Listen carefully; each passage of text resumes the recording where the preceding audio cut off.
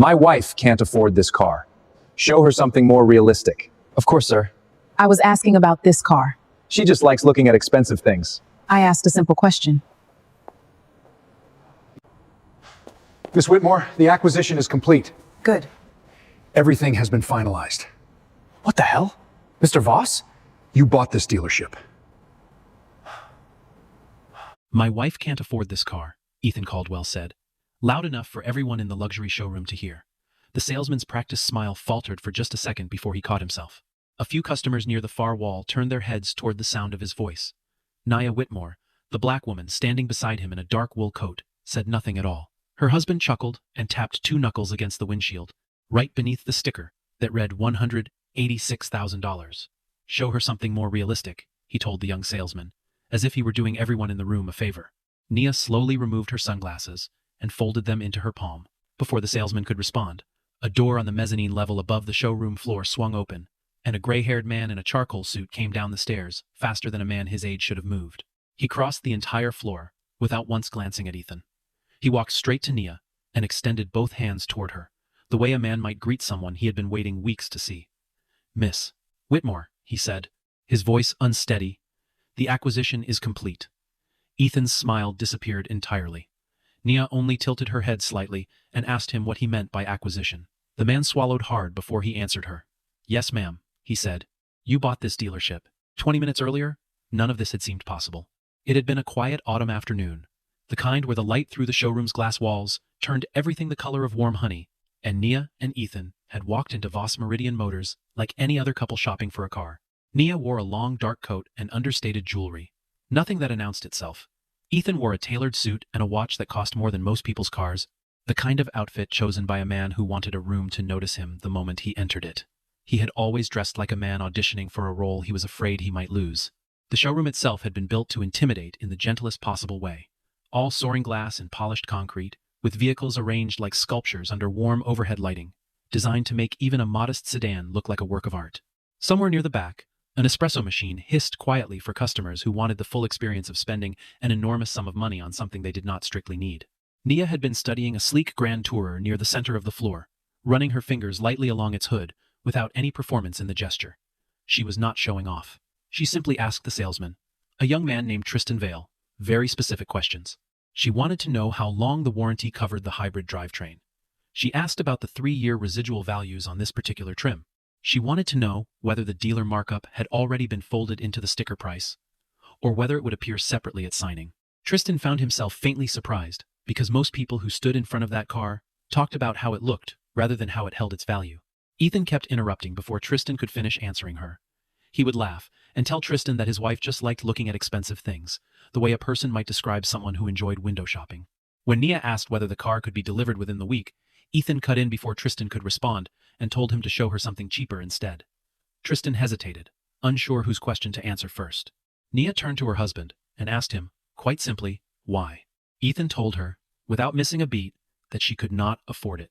The air in that section of the showroom changed instantly, though Ethan did not seem to notice.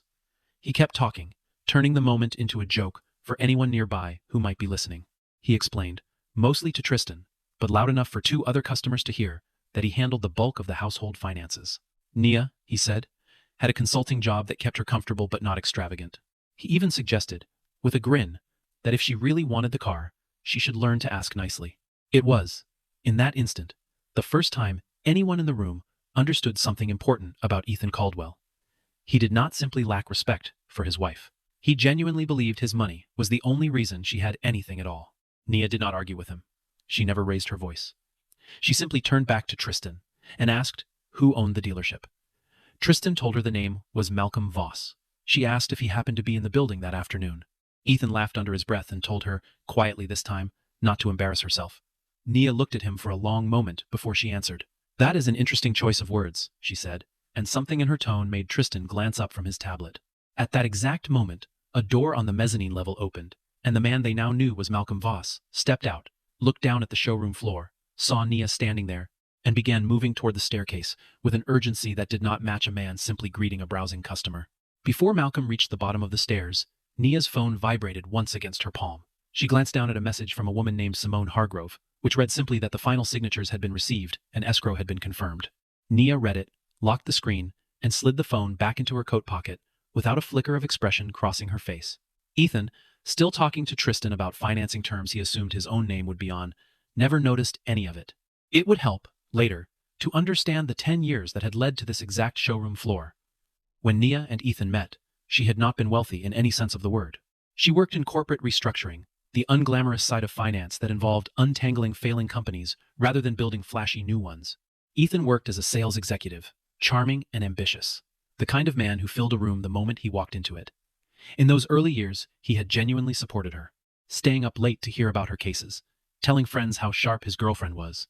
But Nia's career began accelerating in a way neither of them had anticipated, and the shift happened slowly enough that Ethan never quite registered it was happening at all.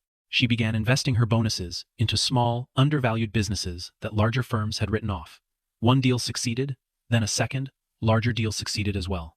Eventually, she moved into commercial real estate, buying properties that other investors considered too risky, and turning them profitable through patience rather than luck. Through all of it, Nia never changed how she lived. She kept driving an older sedan. She kept wearing the same handful of coats. She never wanted Ethan, or anyone else, to measure her worth by what she displayed. And so Ethan simply assumed she remained what she had always been, a comfortable, mid-level consultant who enjoyed nice things but could never truly afford them. Meanwhile, something in Ethan had begun to change as well. He developed an increasing need to be seen as the successful one in the marriage, the provider, the man whose name belonged on every account and every decision. He introduced Nia to new acquaintances, as someone who does consulting, then spent the following 20 minutes describing his own promotions in detail. When Nia corrected him early on, gently reminding him of what she actually did, he brushed past it. Eventually, she stopped correcting him altogether, not out of weakness, but because she had begun, quietly, to watch. Over time, Ethan's fixation on money and image grew sharper. He mocked the clothes she chose, calling them plain when he meant boring. He complained about her aging sedan in front of dinner guests, suggesting she simply didn't understand the lifestyle a man like him deserved to live. He began collecting things instead, watches and shoes and a membership at a golf club he visited twice a year, each purchase a small, loud announcement to anyone watching that Ethan Caldwell had arrived somewhere important. Nia watched him build that identity piece by piece and said almost nothing about it, partly because she had learned there was no version of the conversation that would not end in him feeling attacked, and partly because she had begun to suspect, quietly, that the marriage itself had become something she was simply managing rather than living inside of. What Ethan never knew, what he could not have possibly imagined, was that Nia had quietly built a holding company of her own years earlier, one that existed entirely outside their joint finances. It was called Whitmore North Capital, and its assets had never once touched the accounts Ethan monitored so carefully. For the past 3 months, that company had been negotiating, in near total silence, to acquire an automotive group called Voss Meridian. Malcolm reached the bottom of the stairs and crossed the floor at last. "Miss Whitmore," he said again, breathless. Ethan turned toward him with visible confusion and asked how exactly he knew his wife. Malcolm looked at him, then at Nia, and answered simply that he knew her quite well, actually. Ethan still did not understand what was happening. He assumed, in the way people often assume the simplest explanation available to them, that Nia must have once done consulting work for the dealership, some minor project from years earlier that he had simply forgotten about. He laughed it off as a business connection, waving a hand as though the mystery had already been solved. Nia did not correct him. She only told Malcolm, quietly, to give her a minute, and Malcolm, understanding exactly what she meant, stepped back and let her continue. Tristan, watching the exchange from a few feet away, began to feel a small, cold thread of doubt uncoiling in his chest. Why would the owner of the entire dealership defer so completely to a customer he had never introduced her to? Ethan pressed on, oblivious to the tension building around him. He gestured toward the grand tourer again and told Tristan that while his wife clearly liked the car, they needed to be realistic about the number. When Tristan asked what price range Nia had in mind, Ethan answered before she could speak, suggesting a figure under $60,000, a fraction of the car's actual price. Nia turned to him and asked, evenly, whether Tristan had actually asked him that question. Ethan told her not to start. It was the first time that afternoon Nia pushed back openly, though even then she never raised her voice. She simply asked him how much he believed she made in a year. Ethan laughed and offered a number that fell dramatically short of reality, a number he seemed genuinely to believe. She asked a second question, quieter than the first, about how much he thought she was actually worth. When he asked why that mattered, she told him it had suddenly started to matter to her a great deal. A few employees near the service counter had begun to notice the exchange, and Ethan, aware of the eyes on him now, tried to reclaim control of the moment. He turned to Tristan and instructed him to run the paperwork under his own name. Nia said no before Tristan could even reach for his tablet. Ethan asked what she meant, and Nia told him plainly that the car would not be purchased under his name at all. He asked, with a short, disbelieving laugh, whose name it would be under instead. Nia looked past him toward Malcolm, and Malcolm, reading the signal instantly, stepped forward to speak. He told Ethan, in a careful, measured voice, that there would not be any financing paperwork required for this transaction. When Ethan asked why not, Malcolm explained that Miss Whitmore did not need financing. He added, almost gently, that technically she would not even need to purchase the car from the dealership at all, because as of 11 minutes earlier, the entire dealership belonged to her. The showroom went completely silent. Ethan's mouth opened, then closed. He looked at Malcolm, then at Nia, then back at Malcolm again, certain this had to be some kind of misunderstanding. He asked if Malcolm meant the car itself, and Malcolm shook his head and told him no, he meant the dealership. Ethan let out a short laugh, waiting for someone to tell him it was a joke, but no one did. Malcolm went on to explain, mostly for the benefit of the small crowd that had gathered without meaning to, that the acquisition extended well beyond the single showroom they stood in. It included several additional locations across the region, multiple service centers, an entire inventory pipeline, and a significant amount of commercial real estate tied to the dealer group's operations. A ripple of quiet disbelief moved through the small crowd that had gathered near the service counter, the kind of collective silence that settles over a room when something genuinely unexpected happens in public. One older customer near the coffee machine set down her cup without drinking from it. A junior salesman 2 vehicles away stopped mid-sentence with a different couple entirely, unable to help himself from turning to watch. Tristan stood frozen behind his tablet, replaying in his mind the exact moment he had been prepared to steer this woman toward a cheaper vehicle because her husband told him to. The woman who now, by every legal definition, signed his paycheck. Nia did not mock him for it. She only told him, calmly, never to let a customer's spouse determine how he treated them again. Tristan managed a quiet yes ma'am, and meant it more sincerely than he had meant almost anything he had said that entire week. Ethan pulled Nia a few steps away from the small crowd, his voice dropping into something tighter and more urgent. He asked her, again, if she had actually purchased a dealership. She told him, simply, that she had purchased an entire dealer group. He asked, almost involuntarily, what money she had used to do it. It was not the question Nia had expected from him. It was not congratulations, and it was not curiosity about how she had managed something so significant. It was a demand rooted in the assumption that any money large enough to matter required his knowledge, if not his permission. Nia asked him quietly what exactly he thought she had been doing with her career for the past 10 years. Ethan began to panic in a way that surprised even him. He wanted to know the purchase price. Nia declined to tell him. He reminded her, his voice rising, that they were married, and that as her husband, he had a right to know. Nia told him he had 10 years to ask who she actually was, and he had chosen, every single time, not to. Malcolm handed her a folder for a final signature, and as he did, the logo across its cover caught the light, Whitmore North Capital. Ethan stared at it. He had never once heard that name in his life, despite having shared a home, a bed, and a bank account with the woman who ran it. Nia signed the final line, and Malcolm addressed her, for the first time, as Chairwoman Whitmore. As Ethan stared at the folder in Malcolm's hands, something in his memory shifted uncomfortably. He had heard that name before, Whitmore North, though he could not immediately place where. Then it struck him all at once, and his stomach dropped. He worked for a company called Halcyon Strategic Systems, and somewhere, buried in a quarterly filing he had barely skimmed months earlier, that exact name had appeared as a shareholder. He asked Nia, almost afraid of the answer, whether Whitmore North owned part of Halcyon. Nia told him it did, 7% to be exact. 7% did not sound enormous on its own, but Halcyon was a company worth billions, and Ethan understood immediately what that fraction actually represented. For the first time since walking into the showroom, he began doing real math in his head, and the math terrified him. His wife was not merely capable of affording a car he had loudly declared beyond her reach. She was, by any reasonable measure, wealthier than he had ever come close to being, and she had built that wealth entirely on her own, years before he had ever thought to question where her time actually went. Nia told him the truth plainly, without embellishment. She had begun investing long before their wedding. She had never touched the money in their joint accounts to build any of it. She had never hidden debt, never lied about spending, never crossed a single line that could reasonably be called deception. Ethan had simply never asked enough questions to notice, and whenever she tried to share the details, he redirected the conversation back toward his own accomplishments within minutes. Whenever she mentioned an investment meeting, he waved it off as consulting stuff, a phrase that had quietly erased a decade of her actual work. Ethan accused her of hiding all of it from him. Nia told him that was not true. He insisted she had never told him, and she corrected him again, explaining that she had in fact told him many times, until eventually she simply stopped telling him. He argued that amounted to the same thing. Nia looked at him directly and told him it did not, that secrecy was one thing, and what actually happened was something else entirely. The quiet consequence of a person realizing their partner had stopped listening a long time ago. The kitchen felt smaller than usual that night, the overhead light too bright for the conversation unfolding beneath it. Ethan paced near the counter while Nia remained seated, her hands folded calmly on the table in front of her, a stillness that seemed to unsettle him more than any accusation could have. Ethan grew more agitated, insisting that any money earned during their marriage belonged to both of them, regardless of whose name it sat under. Nia explained that everything had been structured legally and transparently from the beginning, protected for years by Simone, her attorney, long before any of this became relevant.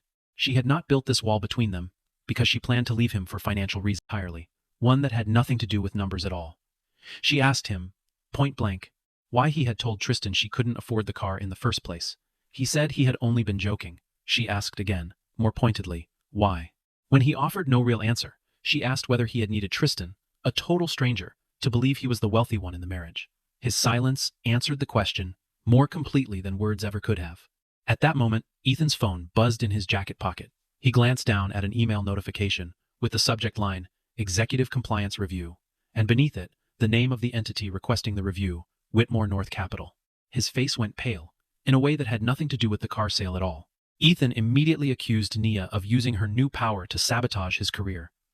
Nia, genuinely confused, had not seen the email and knew nothing about its specific contents.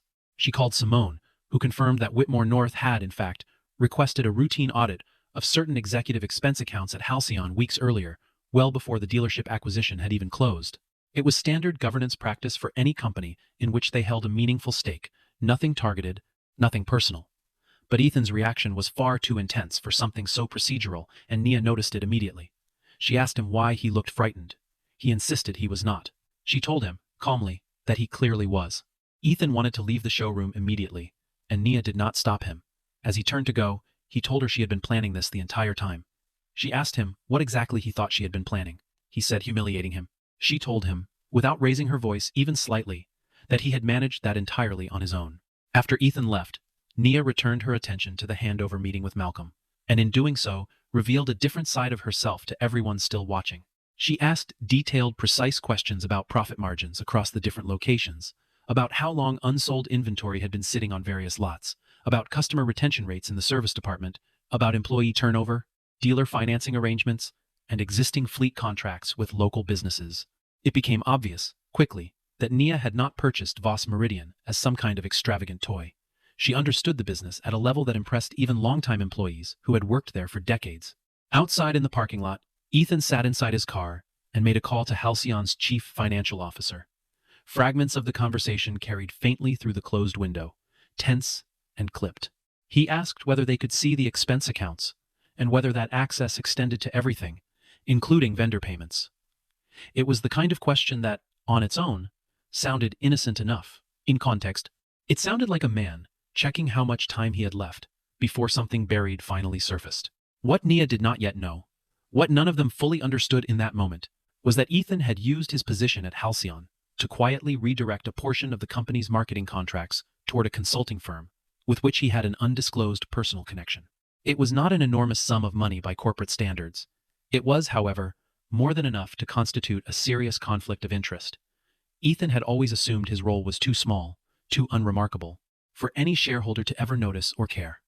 He had never once considered that one of those shareholders might someday turn out to be his own wife. The consulting firm belonged to a college friend named Curtis Hale, a man Ethan had known since he was 20 years old, and someone he trusted, the way people trust old friendships, without ever examining whether the trust had been earned recently. Curtis needed clients. Ethan needed to look like a man who could deliver results without much effort, the kind of executive who solved problems quietly and efficiently behind the scenes. Routing a handful of contracts toward Curtis had seemed, at the time, like a favor between friends, rather than a betrayal of anyone in particular.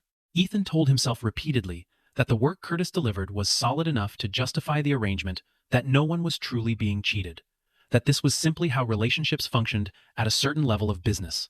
He had never once framed it, even privately, as something he was doing behind his wife's back, because in his mind, his wife had never been positioned closely enough to Halcyon for it to matter to her at all. Back inside, Simone approached Nia with a careful expression that made Nia set down the folder she had been reviewing. Nia asked what was wrong, and Simone told her they needed to talk about her husband. Simone had worked with Nia for nearly 8 years by that point, long enough to know when to soften a piece of information, and long enough to know this was not one of those moments. She led Nia toward a quiet corner of the showroom, away from the employees still buzzing over the afternoon's events, and spoke in the low, careful tone of someone delivering news she wished she did not have to deliver. Simone could not disclose the full scope of an audit that remained incomplete, but she said enough for Nia to understand the shape of it.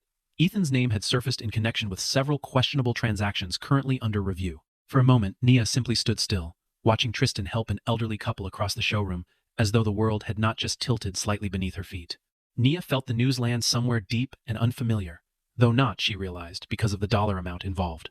It was because Ethan had spent years positioning himself as the one who understood finance, the one who managed money responsibly, the one who occasionally rolled his eyes at how cautious she could be about spending. She began quietly re-examining years of small details she had once let pass in silence. Unexplained business trips. Nights he insisted she didn't need to know the details of certain deals.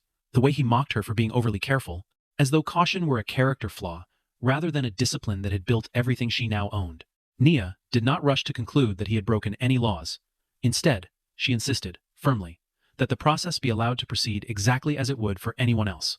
No favoritism, no personal interference, no use of the marriage to influence an outcome in either direction. It was a decision that would later prove important, not because it protected Ethan, but because it protected her own integrity completely. That evening, waiting for him to come home, Nia sat alone in the kitchen, turning the last 20 minutes at the dealership over in her mind, searching for the exact moment things had shifted. It had not been the acquisition itself, and it had not been Ethan's stunned expression when Malcolm addressed her as chairwoman. It had been earlier than that. In the tone he used the first time he told a stranger she could not afford something, a tone so casual, it could only have come from years of quiet practice. She realized, sitting there in the fading evening light, that she had heard some version of that sentence more times than she had ever allowed herself to count, dressed up differently each time as a joke, a compliment, a piece of harmless teasing between a husband and wife who loved each other. She wondered, not for the first time, how long she had been translating unkindness into affection simply because it arrived wearing a familiar voice. That night, when Ethan came home, the confrontation that had been building all day finally broke open. He asked her outright whether she intended to cost him his job. She told him she did not make that decision, and never would.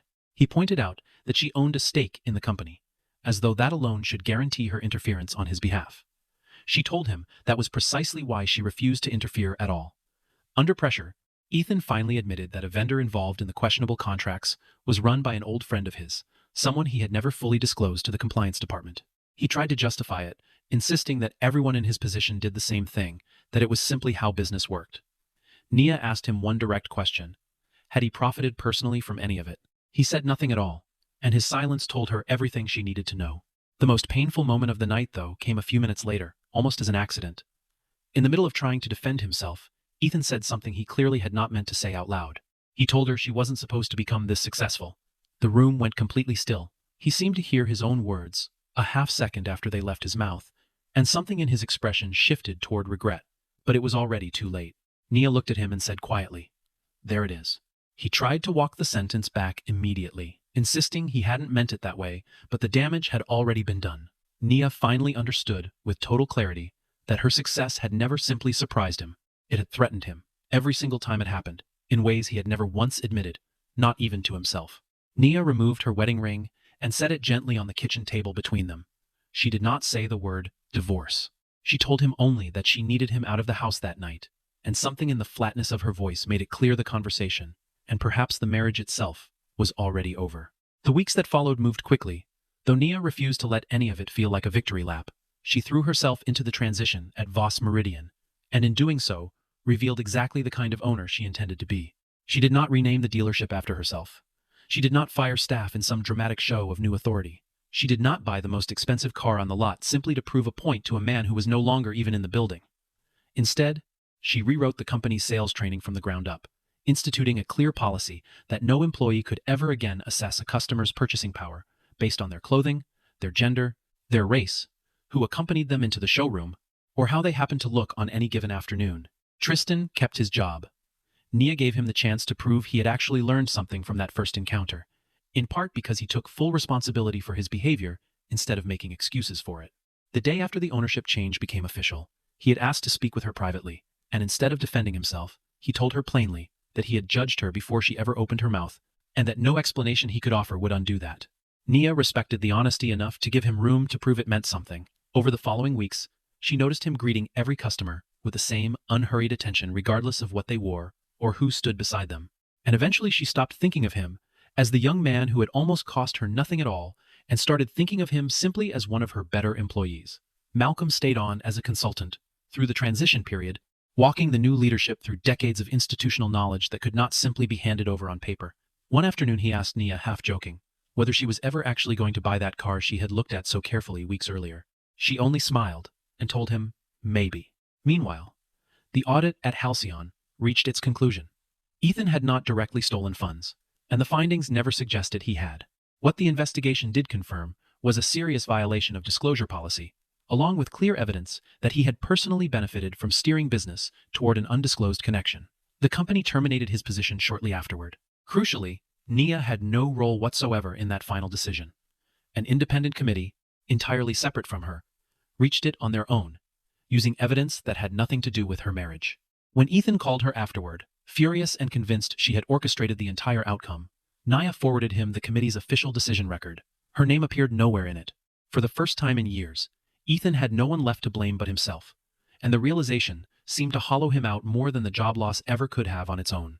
He had once told her, in an offhand way that had stung far more than he probably realized, that she would never survive without him. Now it was Ethan who had lost the job, the reputation, the sense of standing, and the marriage all at once, while Nia had lost nothing, but a man who had never fully seen her to begin with. She felt no triumph in any of it. Mostly, she felt an unfamiliar and welcome sense of relief. Some weeks later, Ethan came back to the dealership alone. He wore no suit that day, and no expensive watch caught the afternoon light on his wrist. He stood in almost the exact spot where he had once tried to make her feel small in front of a room full of strangers. Except this time, there was no audience left for him to perform for. He looked smaller somehow, standing there without the armor of his usual clothes, though Nia understood almost immediately that the armor had never really been about the clothes at all. He tried to apologize, though his first two attempts fell short of the mark. He said he was sorry things had gotten so out of control, and Nia told him plainly that was not an apology at all. He tried again, saying he was sorry for underestimating her, and she told him that still wasn't it either. Finally, something in him seemed to give way completely, and he said the thing he had clearly been avoiding since the moment he walked back through those doors. He told her he had thought he was better than her. The silence that followed felt different from every silence that had come before it in this story. This, finally, was the admission Nia had been waiting to hear. Not that he had misjudged her income, but that he had needed her to be smaller than him in order to feel like enough himself. Ethan admitted, haltingly, that every time she succeeded at something, he had felt threatened rather than proud, and that instead of working to grow alongside her, he had spent years quietly trying to shrink her down to a size that felt safer for his own ego. Nia told him he had not lost her because she became wealthy. He had lost her because he needed her to feel small, and she was no longer willing to make herself smaller for anyone. He asked if there was any chance left for them. She told him honestly that there was not. Not for the marriage, he asked, quieter this time, whether she had ever loved him at all, and something in his voice made it clear he already suspected the answer.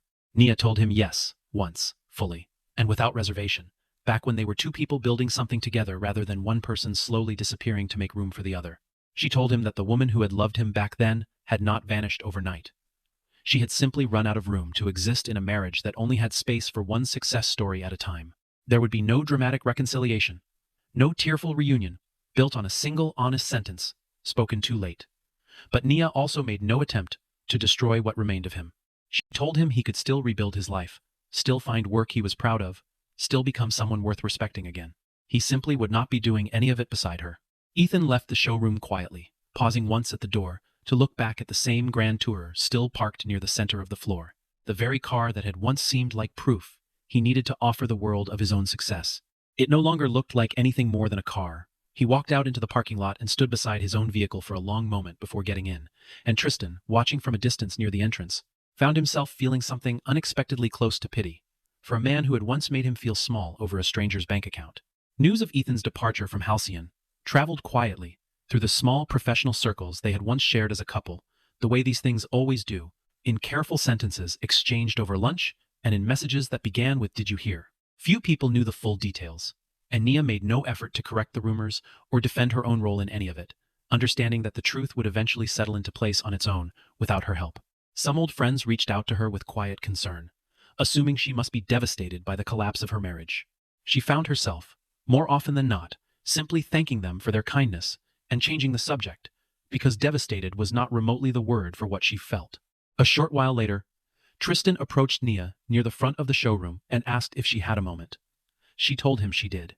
He said someone had asked whether the Grand Tourer was still available for purchase.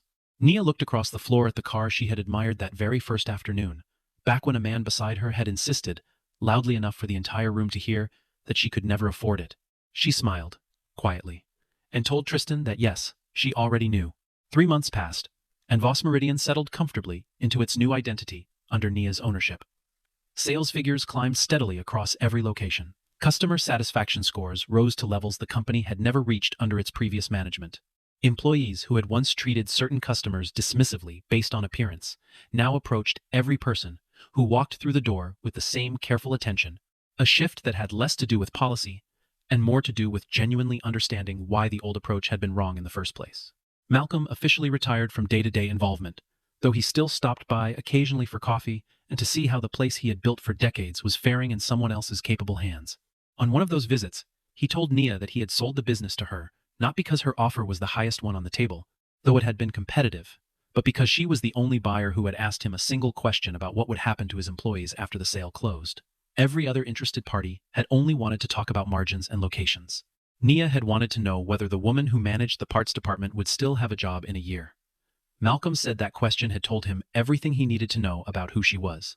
Tristan earned a promotion after demonstrating, consistently and without prompting, that he had internalized the lesson from that very first difficult afternoon. In the months that followed, Nia found herself rebuilding a version of her life that finally belonged entirely to her, in small ways that had nothing to do with the dealership or the divorce filings sitting on Simone's desk. She started running again in the mornings, something she had let slide years earlier when Ethan complained it made her too tired for the evenings he wanted her fully present for. She repainted the guest bedroom, a deep, quiet green she had always loved and never asked permission to choose, because there had never been anyone left in the house whose permission she needed.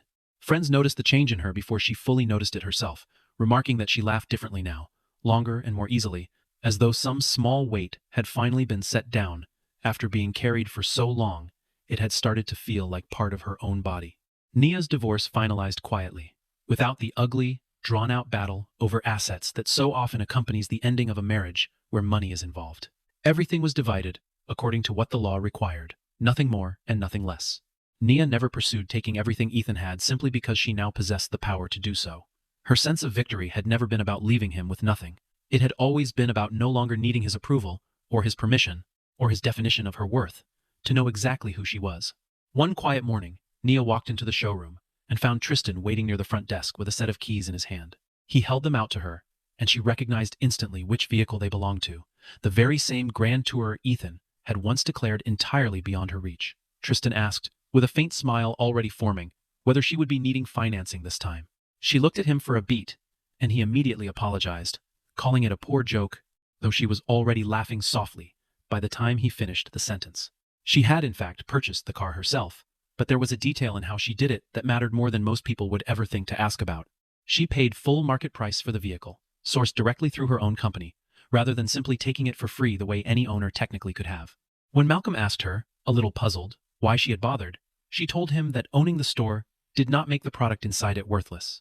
It was, in many ways, the entire philosophy she had built her second act around. Having power did not mean a person was obligated to abuse it. Nia drove the car out of the lot that afternoon alone, with no one seated beside her to tell her what she could or could not afford. No one waiting to decide on her behalf how much she was truly worth. At a red light a few blocks from the dealership, she found herself thinking back, unexpectedly, to the exact sentence that had started all of it weeks earlier. "My wife can't afford this car," she laughed quietly to herself, alone in the driver's seat, because the funniest part of the entire story was not that Ethan had been wrong about the price of a car, it was that he had been wrong about her, in every way that actually mattered. She thought about Malcolm, who had built an entire empire from a single lot decades earlier and never once needed to announce it to strangers in a showroom. She thought about Tristan, who had learned in a single afternoon a lesson some people spent their whole lives avoiding. She thought about Simone, steady and unshakable through every signature and every difficult phone call, the kind of quiet loyalty Nia had learned never to take for granted. And she thought, finally, about the version of herself who had once stood in that same showroom and said nothing at all while a man she loved told a stranger she could not afford her own future. That woman had not disappeared. She had simply learned in time exactly how much she was worth and had stopped waiting for anyone else to agree. He had always believed that the size of a bank account determined the size of a person's power. Nia had learned something entirely different over the course of her life, something no one had ever needed to teach her twice. Real power meant walking into any room without needing to prove she belonged there. It meant knowing her own value long before anyone else in the room did, and most importantly, it meant never again handing another person the authority to decide what she was worth. The light turned green, and Nia pressed down on the accelerator, guiding the car smoothly out into traffic. Behind her sat the dealership that now carried her name on its ownership papers, if not on its sign. Further behind that, somewhere in the distance now, sat the marriage she had chosen to walk away from with her head held high. Ahead of her stretched an open road, and for the first time in longer than she could easily remember, there was no one else sitting in the driver's seat but her.